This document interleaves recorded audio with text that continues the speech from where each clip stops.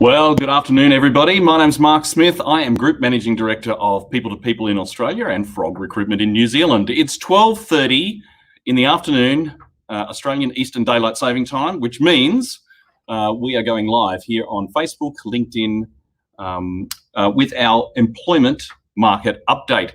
Now, I'm hesitating a little bit because I'm actually in South Australia this week, and it's not for any other business reason, but really just to visit the Adelaide Fringe, which is one of my favourite things. So I would highly encourage people come down and check out Adelaide and the Adelaide Fringe, the Garden of Unearthly Delights. I'll be heading to this evening. Check it out. It's a great event, and particularly at this time with COVID and supporting the artists, I'd encourage everybody to head on down to Adelaide if you can get there. No, so what we'd like to do today, though, is go through our regular numbers section, and then we'll have Job of the Week with Amy Burton. And then we'll be crossing to Melbourne with Erin Devlin. She's also got some opportunities, but also she's got a book that she wants to talk to us about that she has written. And then we've got Anthony DeMarco from Sydney with our Temp of the Month from across Australia and New Zealand. So it's a packed broadcast this afternoon. So if you do have any comments, then please pop them in Facebook, in LinkedIn. We can see in YouTube, we can see them. And we can respond to them directly. So make sure you do that, and we'll get to those as soon as we can. So let's firstly start, though, with our regular numbers section. So what I'd really like to talk to you about today is that there was a release of some ABS numbers last week, just a recruitment survey, which I thought was some very interesting. Then we'll jump into some specific South Australian numbers. I thought that was interesting because I was here today. And then because of the way that the stock markets have reacted to the US unemployment claim numbers, I thought there was a little bit of interest in just seeing some comparatives there. So let's start, though, with the ABS recruitment survey results. If you want to pop those up for us, Jaden. So these were released just last week, and for February 21, 46% of companies surveyed by the ABS said that they were actually recruiting at the moment, which was an increase of 1% from December 2020. So just you can see at the bottom there that the note about what recruitment activity is. So recruitment activity refers to the proportion of employers either currently recruiting or have recruited in the previous month. So that's so 46% of organisations are recruiting. That's a really good number. You can see the next one is recruitment difficulty. Are they finding it difficult to hire people? 38% of employers said that yes, they were, which was down slightly on December. That surprised me. And the last one is, 20% of organisations expect to increase staff? That's slightly down on December, but that is a remark. 1 in 5 organisations are looking to increase their staff at the moment. What that means for job seekers is that there's more opportunity, but for employers, if you're out there and you're considering hiring somebody, you are up against some pretty stiff competition. And I think there's a misconception, we're experiencing it anyway in the market, that there is a enormous number of available people looking to change jobs right now. It's not like that at all. It's counterintuitive to think that it's quite candidate short. So now let's have a quick look at the South Australian numbers. And I just thought I'd share this with you because it's actually a very good news story and great for the People to People Adelaide team here to see that South Australia particularly, and a shout out to, this is ComSec's State of the States document that they produce each year. You should just do a quick search on ComSec State of the States and you'll be able to get to this data. So thank you to them for producing this. But this is South Australia is now ranked number 3 in terms of the states in Australia, in terms of the activity that the economic activity that's going on. That's the highest that they've been in a decade. So it's a great result for South Australia. And you can see just on the halfway down that list, economic growth, that's 13% above the decade average in terms of economic growth for South Australia. So that is an amazing number. and will transfer through to the employment market definitely in the next year or so. I know that the team here in South Australia are finding it very difficult to find quality people, and there is that expectation gap with clients thinking that there's a lot of people around. So let's now have a quick look at the numbers or the unemployment claims from the US. And it seems odd that I'd be talking about the US, but it has had an effect on the stock market, on Wall Street specifically, which has come through to the ASX. So there was a better than expected result in the unemployment claims last week, and they measure it in the US every single week. So Jaden, if you just wanted to pop up the first slide, which is the weekly claims, not the long-term view. Do you have that one there? It's about 712,000 people last week claimed the unemployment benefits last week. And what that means is that it sounds like it's an enormous number. It is a big number, but it's a huge improvement of since the COVID started. And so it's been a remarkable improvement, hence the effect on the stock market. Obviously, we don't have the slide here, but what I wanted to show you is that it's actually still higher than the peak of the GFC and the Great Recession in the US. So so last week, more people than at any time during the Great Recession claimed unemployment benefits in the US, and hence the big stimulus package that's going on over there. Okay, all right, let's move on then. We've got a packed broadcast. So I'm going to quickly take a seat before we have a quick chat to Amy Burton. And while we do that, we've got a video, I think, from Bianca Luck from our Sydney team, which has got an entry-level position that she'd like to mention to us. Have you just spent years studying and you're looking for that break, that first or second accounting job? I'm recruiting an entry-level role that could just be right for you. You'll be trained by the best and have a clear career path to be a partner. This position's full-time. It's temp to perm. It's based 3 days a week in Central Coast and 2 days a week you'll be based from home. Want to know more? Please read the ad below. Thanks for watching. Bye.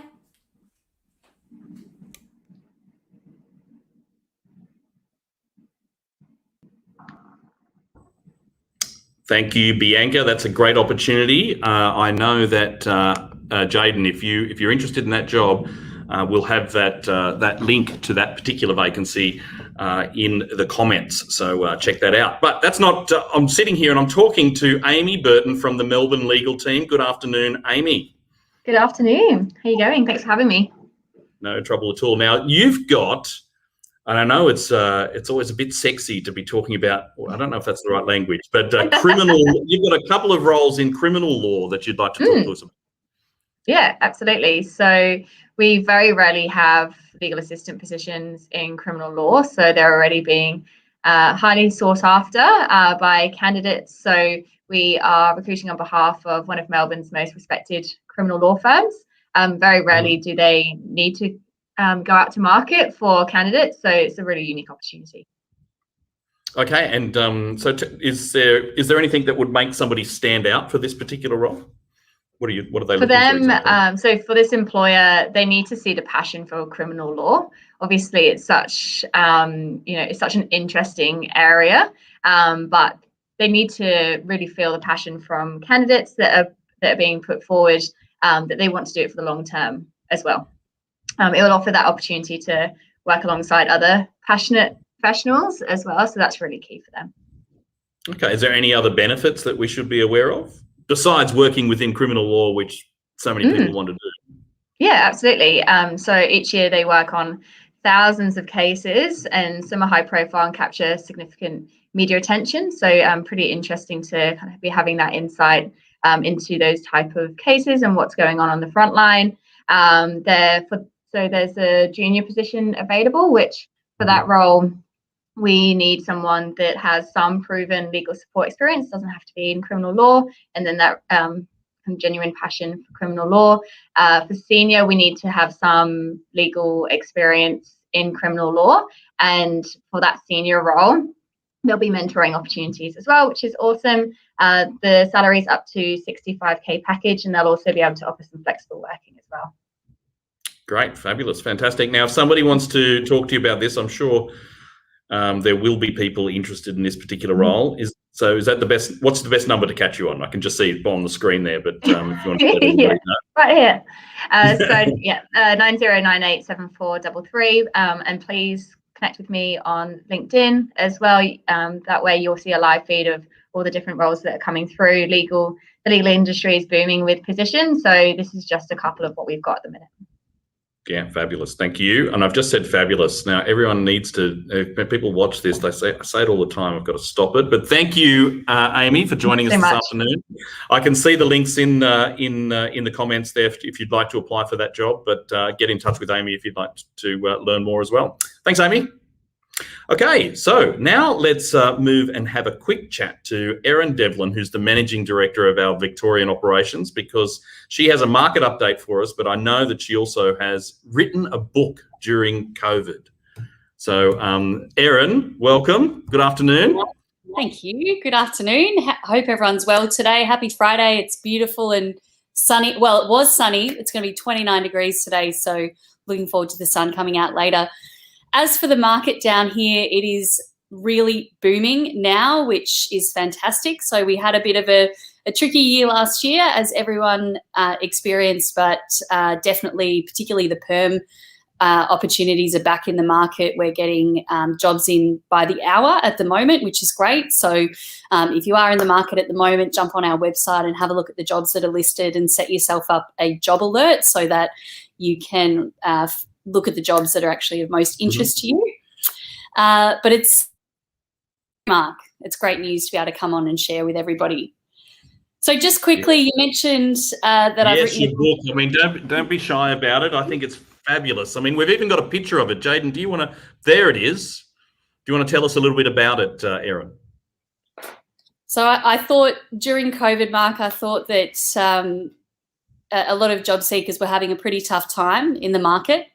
So I really wanted to write something that would help people as they're coming out of their, as they're looking for jobs. So to help people succeed with interviews and with their job search. So it's got everything from how to prepare your LinkedIn profile through to how to prepare for an interview, how to do really well in your interview, manage job offers, lots of great hints and tips in there. Yeah, it's thank you very much for Jayden definitely wanted to keep the book up there as long as possible for everybody to see it. But I think it's fabulous at this time in the market when we've been through such a terrible year in 2020 and people are really considering their options. It's the time to get some good advice, have a bit of a checklist, and get the job you really want. I think is going to get us there. Now, if somebody wants to buy it, I think we've even got a QR code that if you want to pop that one up on the screen for us, Jayden, so that all you need to do is just like you when you're popping into a venue at the Adelaide Fringe, you need to sign in. Well, here, just as you use the QR code, you can do exactly the same thing here to get a hold of or get a copy of that particular book as well. Rightio, but Erin, you've also got a couple of jobs that you'd like to talk to us about, hey? Oh, we seem to have. I think we've lost Erin there, so we might leave it there with Erin. So thank you for joining us, Erin, this afternoon. If we can get her back, I know that later in the broadcast we'll make sure we do that so that we can talk about those vacancies that she's got as well. But let's move on then, and we've also at this time have Temp of the Month, and this is for January and February. That we're going to talk through these, and we've got Anthony DeMarco from the Sydney Temp team who's going to talk us through those. Good afternoon, Anthony. How are you? G'day, Mark. I'm well, thanks. How are you? I'm really well indeed. I'm very excited about the Adelaide Fringe. But why don't you tell us or take us through the winners of the Temp of the Month? Absolutely. So we've got a few nominations across New South Wales, Queensland, Auckland, and then our Melbourne office as well. So it's great to see all these nominations come through for January, February, and the big impact that our temps are making. So the first office is New South Wales. So we've got a couple of nominations for New South Wales. The first is Dusko Gusvak. So few comments about Dusko. We had an office move, which he assisted with, 80 employees, and that was back in the first week in January. Dusko was instrumental in ensuring all the IT was a success during the move. His willingness to help, availability, and happy disposition and can-do attitude. So that's the first nomination. The second nomination is for Debbie Warboys. So Debbie has also been helping her business through an office move as well. So nothing is too big or too small or too difficult for Debbie. So some great comments about both of those candidates there. But the winner for New South Wales is Debbie Warboys. So congratulations, Debbie. Fabulous, fantastic. I've said fabulous again, but I think it's appropriate for Debbie. So congratulations, Debbie. And really interesting to hear that everybody's, there seems to be lots of moves around and people are using temporary staff for that. And if you've got something like that, give us a call. We'll see if we can connect you with Debbie as well. So rightio. What about the other states then, Anthony? So Queensland, we have a couple of nominees as well. So the first nominee, her name is Diana Ormston. So Diana is fantastic. She works hard to get things done. She's a great fit in the team, has a great attitude, and we're really pleased with the work she's doing for us. And the second nomination is Donna Lowndes. So Donna is an absolute workhorse, and I mean that in the nicest way possible. She powers through work all day and uses her initiative when she hits any obstacle. So the winner for Queensland is Donna Lowndes. So congratulations, Donna. Well done, Donna. Excellent. And nice to see Brizzy and the use of temporary staff in Brisbane as well, one of my favourite cities. Okay, and the next one? On to Melbourne. So the two nominees for Melbourne, so we've got Laurie Dane. So Laurie has really stepped up this month. We've had a security update to the password generation on our websites, and Laurie has really taken the lead. He has created some great responses from our clients for that. And Emily is the best temp, or Emily Page is the next nomination. Emily is the best temp I've ever worked with. She demonstrates initiative and ownership when she's around for the week, the month, or longer. I'm so pleased to be able to offer Emily a longer term contract. So the winner for Melbourne for January, February is Emily Page. So congrats, Emily. That's so cool that the temp job leads to longer term contract or possible permanent. So congratulations, Emily. With me, Emily. So sorry about that. Yes, Anthony. And then the final is Auckland. So we have one nomination and winner for Auckland. So the winner for Auckland is Ange Wilkin, and I'll read some comments about Ange. So Ange has been with us for around 3 months. She's worked tirelessly to improve the New Zealand accounts payable after a previous incumbent left. So she does a fantastic job for us. So congrats, Ange. Well done, Ange, and over the ditch as well. So I know that the New Zealand market is really had a little bit of a dip at the end of last year, but January was really strong. So it's starting to, the recovery is on its way in New Zealand as well. But thank you, Anthony. That's been great, and congratulations to all of the winners. And so if you'd like to talk to Anthony about any sort of temporary needs or legal support in Sydney specifically, his number's on the bottom of the page there. But thanks, Anthony, and we'll see you again next time. Thanks, Mark. Cheers. Okay, great. And I can see from the comments that we've got here that I think Erin is back. Erin, are you there? And we can have a quick chat about those 2 vacancies. Yes, I am. Thanks, Mark. I think it's the quote of 2020, but my internet dropped out, so apologies for that.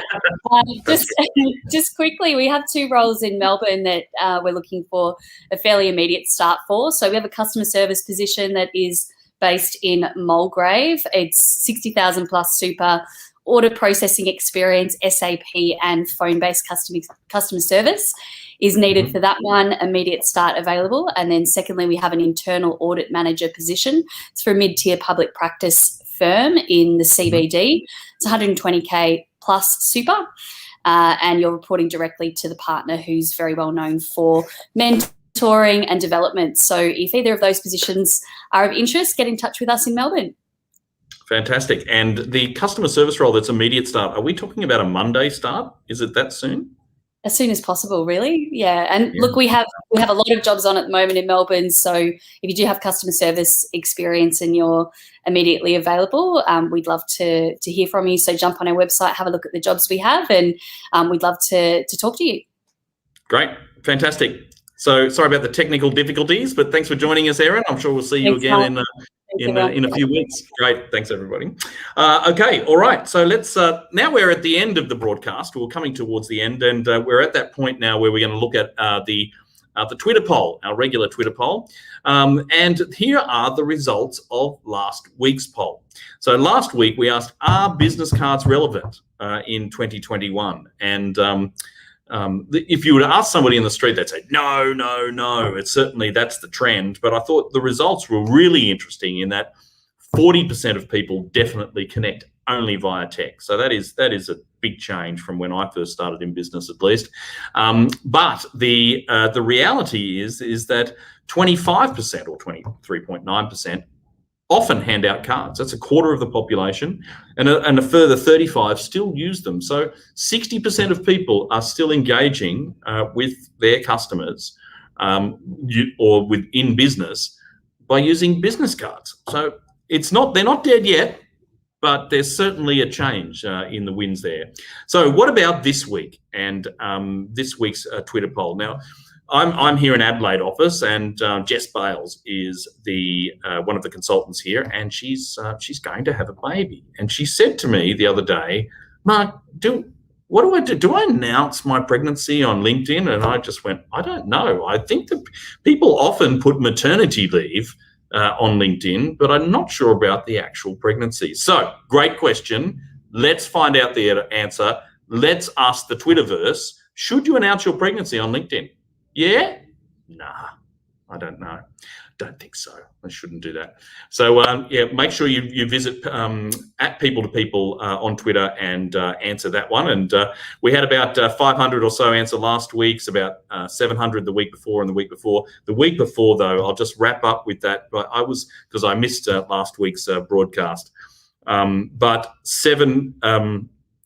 Adelaide Fringe. But 7% of Americans don't wear pants whilst they're on a Zoom meeting. And then Australia comes out at around 17%. That was an amazing result. So I'm going to write a blog on that. Once I do that, I'll share it here. But really, not wearing pants whilst on a call, on a video call, not something I would be doing, I don't think. Rightio. Well, that's it, everybody. Thank you again for joining us. We'll be back again next week, 12:30 Australian Eastern Daylight Saving Time, with an employment and market update. Enjoy the weekend. I certainly will, and we'll see you next Friday.